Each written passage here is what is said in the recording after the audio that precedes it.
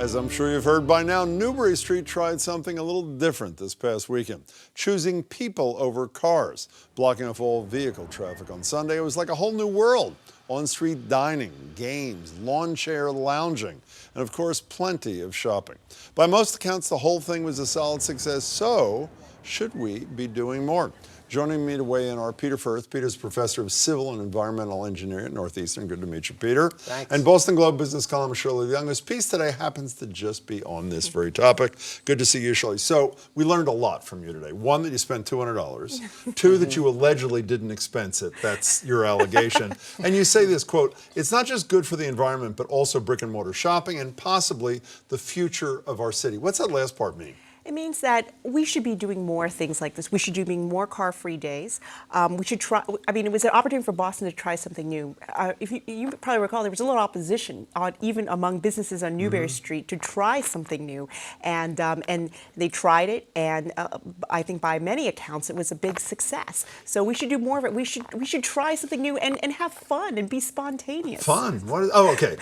But what is a temporary, a one-day thing? For example, Cambridge closes Memorial. There's no commercial stuff going on there every Sunday from spring to early fall. What is a one-day closing a week, for example, or a year in this case? What does it do for a city? Anything? Well, in the case of Cambridge, it's a crowded city, and this creates a lot of space. I mean, it's a 4-lane road. It is. If you've got some kids who want to have fun rollerblading, you have a kid who wants to learn how to ride a bike, you want to do something with your family, it gives you a playground. Part of the city becomes a playground. Okay, so let's go downtown. What is one day a year? I know she wants more. We'll talk about more in a second. What does one day a year on Newbury Street do? It lifts people's spirits for a day. It shows they're willing to take some risks. What else does it do? Nothing, right? One day a year isn't worth talking about. Let's talk about one day a week, or let's talk about all the time. But big shopping days are Saturday and Sunday. How about, something like that? Now we have something to really talk about. Let's think bigger, as Shirley suggested a minute ago. But I have to say, the only thing I know of in Boston, you guys may correct me,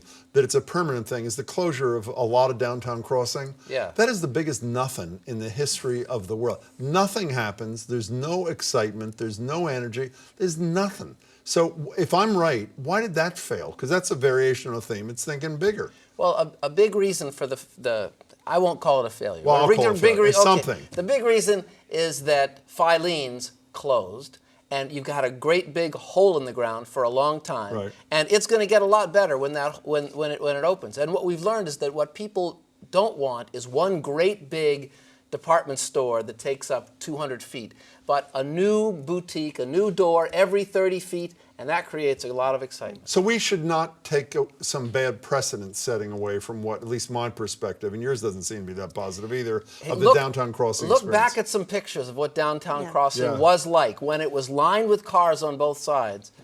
You would not want that. Okay, so since you set the agenda for the city, as we well know, like you got the Olympics to Boston, didn't you? I think you did. Yeah, that's right. What should we be doing? What does thinking bigger mean to Shirley Young? I mean, I think it is about taking the car-free idea. I actually think it's really good for the environment. Other cities do this routinely. Seattle, New York, Paris is doing it. My hometown, Philadelphia's Chestnut Street, we talked about, has been closed for years. Like Paris started doing this at the Champs-Elysees once a month to reduce carbon emissions. So we should do it for the environment. We should bring the car-free idea to maybe a few times a year at Newbury Street, but maybe Tremont Street in the South End, Center Street in JP. We should start rolling it around the city. I think the reason why the city did this was to energize public spaces. Have you spoken to Walsh since? I know you took the photo and then you tweeted him in cargo shorts. I did speak to him. I mean, is he as happy with this as he appears to be? He's ecstatic. I mean, he should be. It's a win for his administration after. Stole my idea. It's okay. It's fine. Well, after the Olympics, after the Grand Prix, he wanted to do something different. There was a little opposition, and he got it done. So that's her. Talk to Mayor Walsh if he's watching tonight. If not, we'll send him. What should the next step of this be? Mayor Walsh, why do you think Americans all flock to Europe for vacation? They go there to go walking in the beautiful old cities there. And what city in America has the best chance to bring all those tourists here? It's Boston. Compact, river in the middle, all that sort of stuff. You know, I was in Bruges. You ever been in Bruges, Belgium? Yeah, it's fantastic. The whole downtown is closed. Every street is closed. You park on the outskirts, you take a little shuttle or something to downtown, but no vehicle traffic at all. So I was just in Delft in the Netherlands. Their car-free zone used to be 2 blocks long. Now it's 25 blocks long, and businesses are getting together and clamoring, saying, add our block, please. Okay. I know what's happening with a lot of people sitting at home. That's Europe. Yeah. That's a whole different ball. Talk United States, like Shirley did a minute ago. What are models for what you think we should be doing here? Is it Seattle? What's the city that is getting it right that should be emulated in Boston? Our best model, I think, to think of is not, I'm not talking about cities, but college campuses. Everybody loves the college campus environment.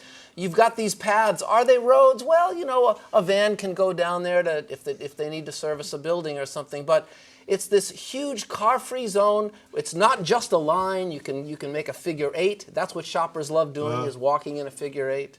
So, you know, you write a lot about the millennials and the innovation technology that Marty Walsh is trying to play to. Does this work for them? I mean, I know we all like this. No, yes, of course. They're the carless generation, right? They don't want to own cars. They take Uber, absolutely, and they're the ones living in the city. So this completely it's part of their vision of what a city should be like. Remember when Tom Menino said the cat is no longer king in Boston? So what's the future look like here? I mean, you know, my sense from having done a little reading on this, I don't have your level of expertise, is a lot of urban planner types say we're ultimately going to end up in major cities, wide boulevards. There'll be buses only going down, and cyclists and pedestrians. I mean, is that the direction in which we're going? Maybe a bit extreme, but is that the direction we're going in American cities? You can't do that everywhere because there's only a limited amount of area that can support retail. But yes, one of the reasons that some of our pedestrian-only areas didn't do so well, they started in the 1970s, is because people were still leaving the city. Shopping was leaving the city. Residents are leaving the city. You're talking about our future. Our future is people are flocking into the city. That's why a street like Newbury Street, it's alive with people walking all day long and all night long. So who should be upset? I assume parking garages, obviously. Did you write that there? Somebody wrote this, that obviously they're upset because they're not doing business on the day. Other than that, anybody really upset about this? I mean, I think the head of the Newbury Street League is still still doesn't like the idea. Kind of thing, yeah, still doesn't like the idea. But you know, the city is going to go door to door. You know, take another survey with the businesses to see, you know, if they should do this again. Okay, so some of them are a little upset. Is there any big argument against this, or should we just be moving full speed ahead? We should move full speed ahead. Now, you can't, like I said, you can't go everywhere. You mentioned parking garages. So you can have a plan so that people still leave open roads so people can get into the cross streets, get into the garage and get back out of the garage. And you do that together with technology. So when people are driving on Commonwealth Avenue or something, that they're told, turn right here. We have 75 spaces that are still available.